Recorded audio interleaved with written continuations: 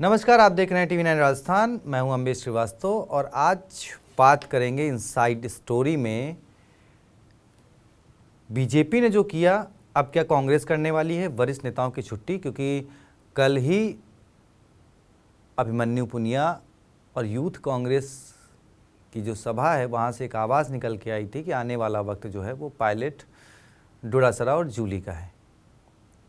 तो आज बात इनसाइड स्टोरी में कि 2028 में इस 3 तिकड़ी के साथ कांग्रेस मैदान में उतरेगी और अशोक गहलोत जी अब राष्ट्रीय स्तर की राजनीति में जाएंगे और उनकी विदाई होगी। और ये सब कांग्रेस करेगी बीजेपी के मौजूदा स्थिति को देखते हुए।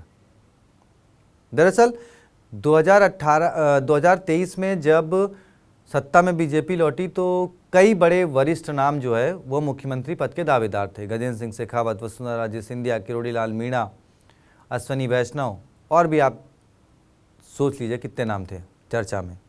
मेरी तो एक बार बीजेपी एक प्रवक्ता से बात हो रही थी डिबेट में, चर्चा में, तो उन्होंने कह दिया आप तो जितने हमारे विधायक जीते हैं सबको मुख्यमंत्री का उम्मीदवार मान लीजिए।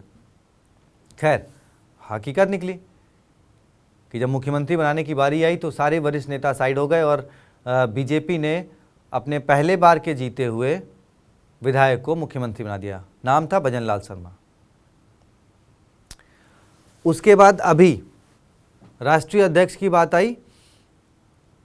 बीजेपी ने एक नए चेहरे को, एक नए नाम को राष्ट्रीय अध्यक्ष बना दिया। कोई बगावत नहीं हुई, कोई प्रदर्शन नहीं हुआ, कोई तीखा टिप्पणी नहीं हुई, किसी का मुंह नहीं सूजे। अब ये कांग्रेस में क्यों होगा तो मैं इसकी वजह बताता हूं। 2018 में कांग्रेस जब विपक्ष में बैठी हुई थी और 3 राज्यों के चुनाव थे, मध्य प्रदेश, छत्तीसगढ़ और राजस्थान, तो उसको 2019 लोकसभा का सेमीफाइनल कहा जा रहा था। और वो पहली बार था जब मध्य प्रदेश और छत्तीसगढ़ 10-10 साल, 15-15 साल बाद जो है कांग्रेस ने पलटी मार दी, जीत गई थी। राजस्थान में तो खैर सत्ता परिवर्तन होता ही रहता है, जो आज भी बहुत लोग कहते हैं कि अरे वो तो सचिन पायलट नहीं, वो तो सत्ता परिवर्तन की वजह से आ गए थे। तो मध्य प्रदेश और छत्तीसगढ़ में भी तो कांग्रेस आ गई थी।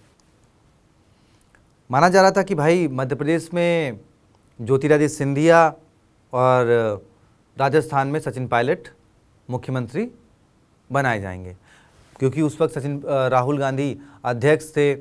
टीम राहुल उनके साथ थी। उस टीम राहुल में तकरीबन 24 बड़े नेता, युवा नेता शामिल थे।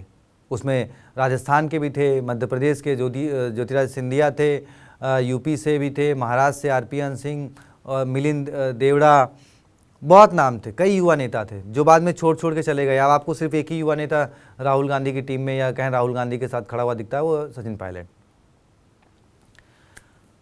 तो अब 18 में ये था कि भाई ज्योतिरादित्य सिंधिया और सचिन पायलट मुख्यमंत्री बन सकते हैं, लेकिन हुआ क्या? अनुभव और युवा की बात करते हुए और दुनिया के तमाशे करते हुए आखिरकार मध्य प्रदेश में कमलनाथ और राजस्थान में अशोक गहलोत मुख्यमंत्री बन गए। फिर क्या हुआ? 5 साल खूब खींचतान रही। मध्य प्रदेश में 1.5 साल में सरकार गिर गई। ज्योतिरादित्य सिंधिया नाराज होकर बीजेपी में चले गए। राजस्थान में ऐसा नहीं हो पाया, लेकिन हाँ वो नाराजगी रही जैसा कि था और जैसे तैसे सरकार चली। लेकिन हाँ 5 साल बाद कांग्रेस सत्ता से जरूर बाहर हो गई। लेकिन इन 5 सालों में जो कुछ हुआ वो कांग्रेस ने देखा, और अब 2 सालों में जो बीजेपी कर रही है तो कांग्रेस अब शायद उससे सीख ले रही है। युवाओं को तरजीह देना उनकी मजबूरी हो गई है और इसीलिए शायद सचिन पायलट, डोडासरा, जूली राजस्थान के अगले चेहरे हो सकते हैं। ये बात यूथ में उठने लगी है। यूथ कांग्रेस में ये आवाज़ उठने लगी है।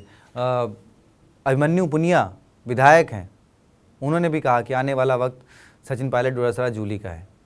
तो फिर भैया वरिष्ठ नेता जो थे, शांति धारीवाल जिन्होंने सचिन पायलट को खूब कोसा था, अशोक गहलोत जी खूब कोसा था, और भी कई सारे वरिष्ठ नेता हैं।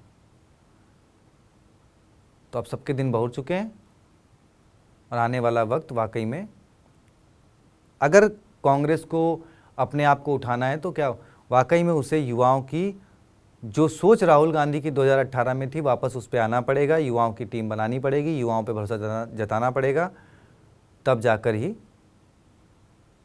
कांग्रेस का भला होगा और यूथ उनसे कम से कम जुड़ने की संभावना है। खैर, आपकी क्या राय है कमेंट बॉक्स में बताएं, वीडियो को शेयर करें, चैनल को सब्सक्राइब करें। शुक्रिया।